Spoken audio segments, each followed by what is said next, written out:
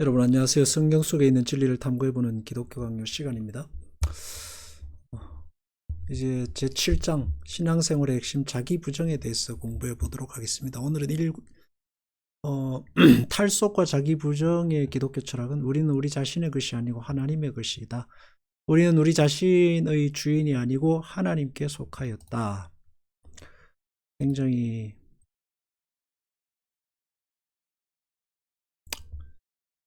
크고 무거운 주제입니다. 쉽게 다룰 수 있는 내용이 아닌데 그래도 한번 보겠습니다. 우리는 우리 자신의 주인이 아니고 하나님께 속했다.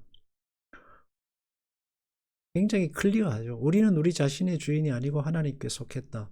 신앙적이고 한 면에서 보면은 굉장히 명확한 명제입니다. 명확한 명제. 그렇지만 이게 우리의 삶에 주어지고 내게 이게 마음속에 떨어지면 명확하게 내가 내 인생의 주인이 아니고 하나님이 내 인생의 주인이다 하는 것이 명확하게 맞아떨어지지가 않습니다. 명확하게요. 굉장히 고민되는 부분이고 평생 고민해야 할 주제이기도 합니다. 왜냐하면 우리는 육신을 가지고 있고 하나님이 내 주인이고 하나님이 내 인생을 이끌어 가신다라는 그 확신보다는 하나님이 내 인생을 이끌어 가는 게 맞나 하는 생각, 의심과 회의, 그리고 쉽게 말하면 아리까리한 생각이 들 때가 훨씬 더 많기 때문입니다. 물론 어떤 사람들은 이제 확신 가운데 삽니다. 분명히 이건 하나님의 뜻이 하면서 달려가지만 저 같은 경우는 그럴 때가 굉장히 많았습니다. 그러다가 이제 가끔씩 1년에 몇 번 분명한 하나님의 뜻이 이제 헷갈리는 상황들 속에서도 보여지기도 하지만 그거는 굉장히 뭐랄까요, 아주 일부분일 뿐이고 실제 삶에는 어렵죠. 인간 생활의 정리를 위하여 가장 잘 마련된 방법은 하나님의 율법이 제공한다. 출애굽하고 난 다음에 하나님께서 이스라엘 백성들에게 너희가 하나님의 백성이고 자녀니까 이렇게 살아라고 율법을 제공해 주셨습니다. 하늘 교사께서는 자신의 백성이 율법에 제시된 준칙과 부합하도록 더욱 명백한 계획에 따라서 인도하는 것을 좋게 보셨다. 그러니까 하나님께서 이스라엘 백성들이 우왕좌왕하거나 세상의 윤리와 도덕 그리고 삶의 기준을 놓고 방황하지 않도록 명확한 기준을 제시하신 것입니다. 그 계획의 출발점은 신자의 의무에 대한 개념인데 이 말은 이제 그리스도인이 되면은 새로운 의무가 생긴다라는 겁니다. 이게 신앙의 길과 일반 미신과의 차이죠. 미신은 믿어도 의무가 생기지 않습니다. 그냥 열심히 그릇에다가 물을 떠놓고 자기 정성만 바치면 됩니다. 그러나 신앙의 세계에 들어오면 의무와 책임이 생깁니다. 신자가 살아야 할 길이 생기는 거예요. 그 의무는 그들의 몸을 하나님이 기뻐하시는 거룩한 산 제사로 드리는 것이며 이것이 하나님께 드릴 합당한 영적 예배라는 것이다. 예. 출애굽한 이스라엘 백성들에게 율법이 주어졌고 구원받은 우리에게는 율법의 완성이신 예수 그리스도가 주어졌습니다. 예수 그리스도가 길이고 진리고 생명입니다. 그리고 예수 그리스도가 율법의 완성입니다. 그렇다고 해서 율법이 없어진 게 아니고 모든 율법이 예수 그리스도 안에 있고 예수 그리스도가 율법보다 훨씬 더 높고 고차원적이고 완성된 그 뭐랄까요, 완성된 완전체입니다. 그러니까 우리 몸을 하나님이 기뻐하시는 거룩한 산 제사로 드리라고 하는 겁니다. 우리가 받은 것은 죽은 율법이 아니고 우리가 받은 것은 살아계신 율법의 완성으로서의 살아계신 예수 그리스도입니다. 그분이 우리 안에 살아계시는 거예요. 율법의 완성으로서 살아계시는 겁니다. 그럼 우리가 드려야 할 산 제사는 뭐냐?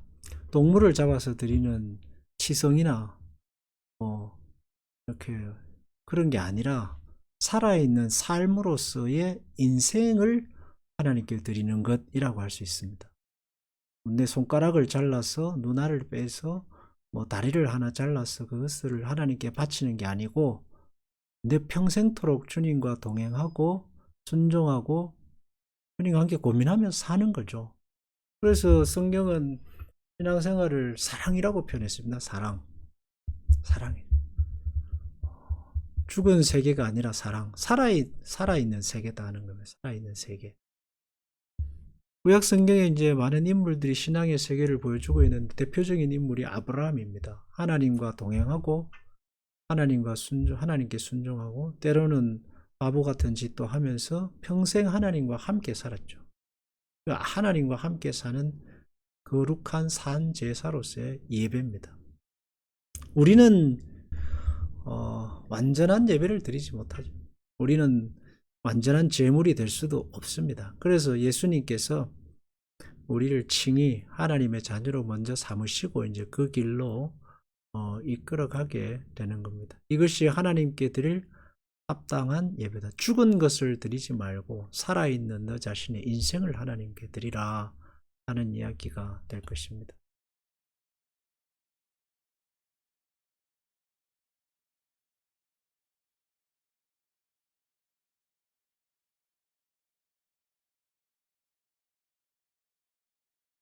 이것을 근거로 하여 이 세대를 본받지 말고 오직 마음을 새롭게 함으로 변화를 받아 하나님의 뜻이 무엇인지 분별하도록 하라.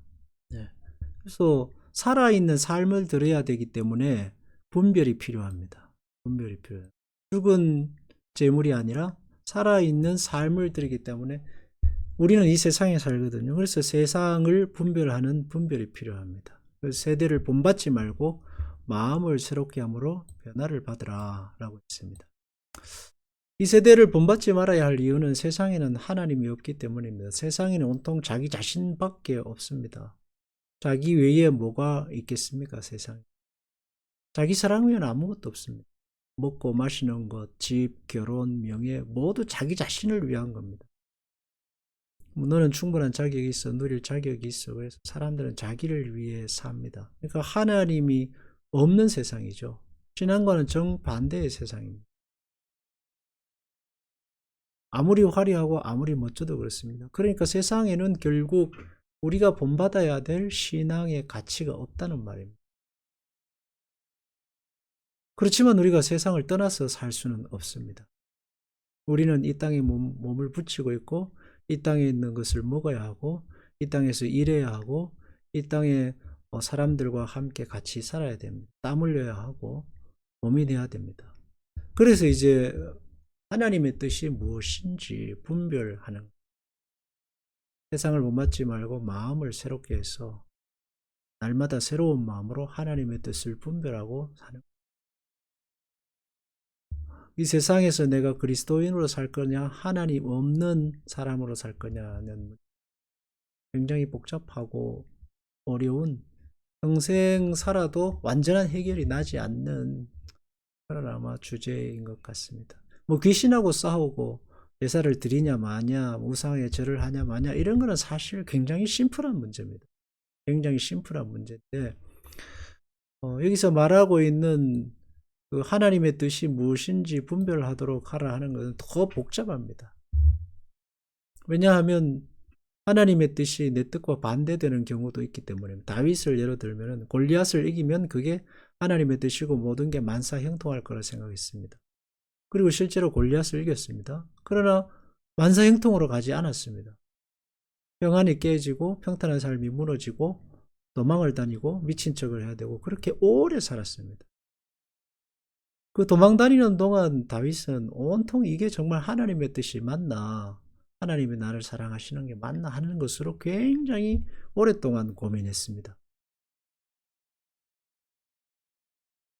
그러니까 실제적으로 우리가 살아가야 할 그 당시에는 이게 하나님의 뜻이 맞나 안 맞나로 고민하는 순간이 대부분을 차지한다 하는 겁니다.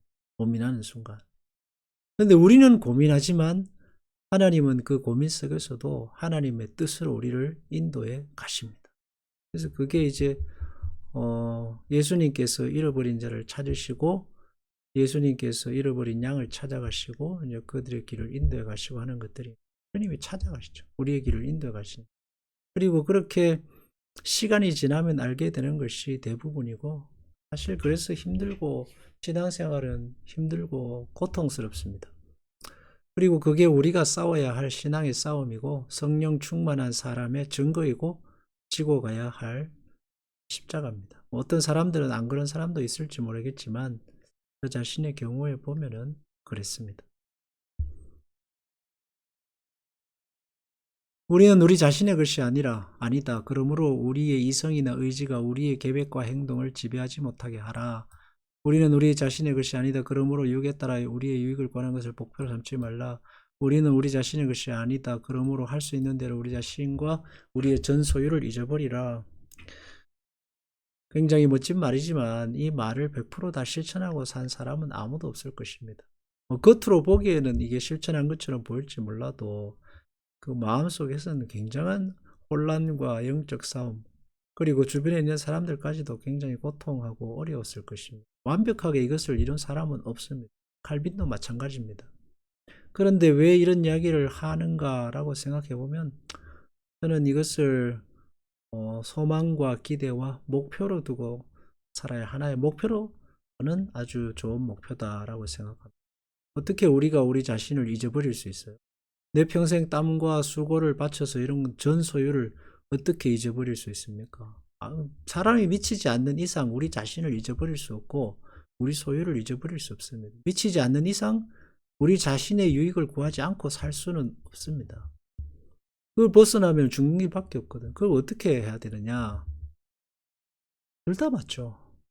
하나님이 우리에게 주신 내 것이면서 동시에 하나님의 것입니다. 내 육신은 내 것이면서 동시에 하나님의 것입니다. 그러니까 내 것이기 때문에 나에게도 의무와 책임이 있고 하나님의 것이기 때문에 동시에 하나님은 또 하나님의 언약으로 우리를 인도하시고 보호하시고 구원의 길로 이끌어 가십니다.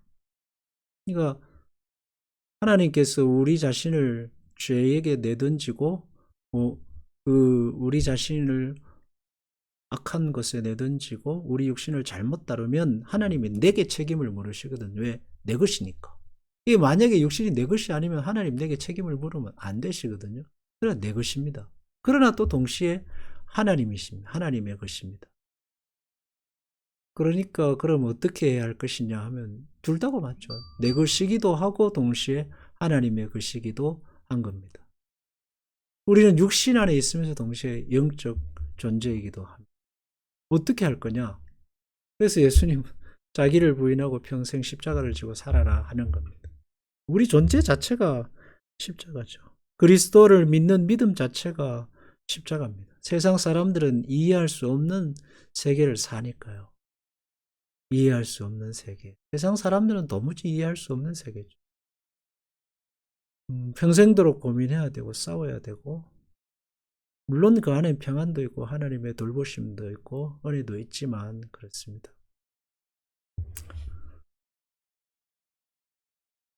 반면에 우리는 하나님의 것이다. 그러므로 그를 위해 살고 그를 위해 죽고 그러므로 그의 지혜와 그의 뜻이 우리의 모든 행동을 주관하게 하라. 하나님의 것이다. 그를 우리의 유일하고 합당한 목표로 삼고 생활의 모든 부분이 그를 향하여 경주하도록 노력하라. 노력하는 수밖에 없죠. 바울도 자기가 죽고 싶다고 죽은 게 아니라 하나님이 그 죽음의 길로 가게 하셨기 때문에 죽은 것입니다. 자기 혼자 힘으로 그를 위해 살고 그를 위해 죽는 사람은 없습니다. 아브라함도 하나님이 불러내서 자기 아들을 하나님께 바칠 수 있는 길로 가게 하셨기 때문에 간 거지. 자기의 노력과 의지로 그걸 다 이루지 이룰 수 없습니다. 다윗도 마찬가지고 신앙의 그 어떤 인물도 그렇게 못합니다. 모세도 마찬가지입니다. 하나님이 불러내서 가게 하셨기 때문에 간 거지. 모세 스스로 광야에서 나와서 이제 때가 됐다고 이스라엘 백성에게 가고 바로에게 가서 이스라엘 백성을 보내시오. 어림도 없는 이야기 아닙니까? 그렇죠? 그래서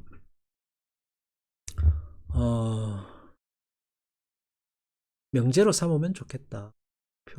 내가 하나님의 것이다 하는 사실을 알고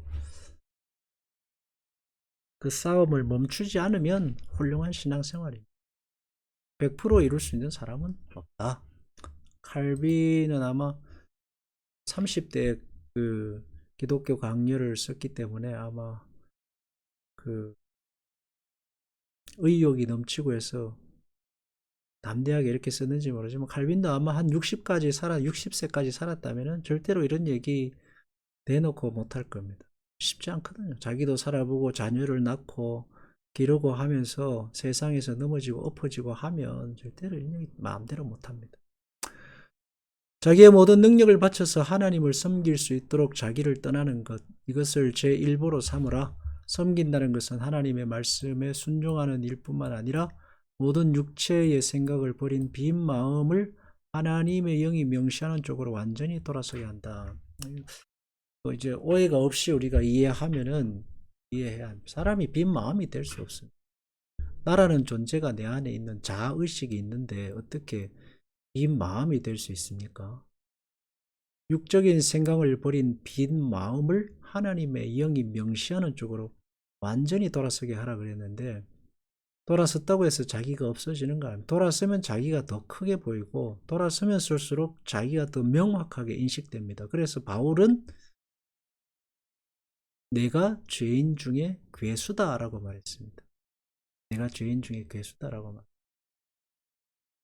가장 정직한 고백이죠. 그리고 내가 나의 나된 것은 나의 힘과 노력이 아니라 하나님의 은혜로 됐다는 말은 그 안에는 자기 자신의 분명한 인식이 있습니다. 그래서 우리가 신앙생활 하면은 막 몽롱하게 돼가지고 자기는 없고 하나님만 내 안에 있는 막 이런 이상한 세계를 생각하는데, 그러면 신앙이 요상해지고 아주 사이비가 됩니다.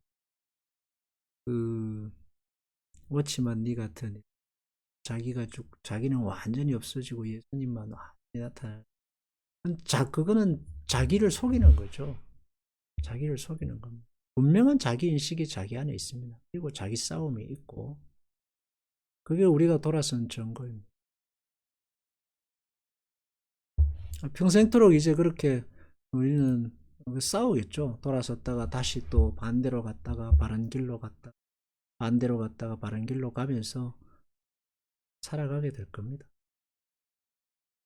심령으로 새롭게 됨이라고 불렀다. 저들은 이성만을 사람 안에 있는 지배 원리로 설정하고 이성의 소리만을 따르라고 한다. 이제 철학자들을 말하고, 쉽게 말하면 세상 사람들입니다. 육신을 따르는 사람들, 이성의 소리.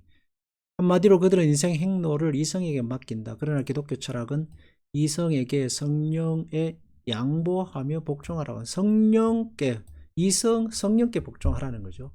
그렇게 함으로써 사람 자신이 사는 것이 아니고 그리스도께서 자기 안에 살며 지배하는 것을 들 수 있게. 아브라함을 예로 들면 이제 아들을 하나님께 바치라는 건데, 이성으로서는 있을 수 없는 이야기입니다. 이거는 신앙의 논리에도 위배되는 겁니다. 그렇지만 하나님이 말씀하셨기 때문에 고민하며 갑니다. 고민하며 가죠. 그런 사람이 되는 거예요. 고민하고 갈등하고, 그러니까 아무에게도 말 못하죠. 종에게도 말 못하고 부인에게도 말 못합니다. 왜?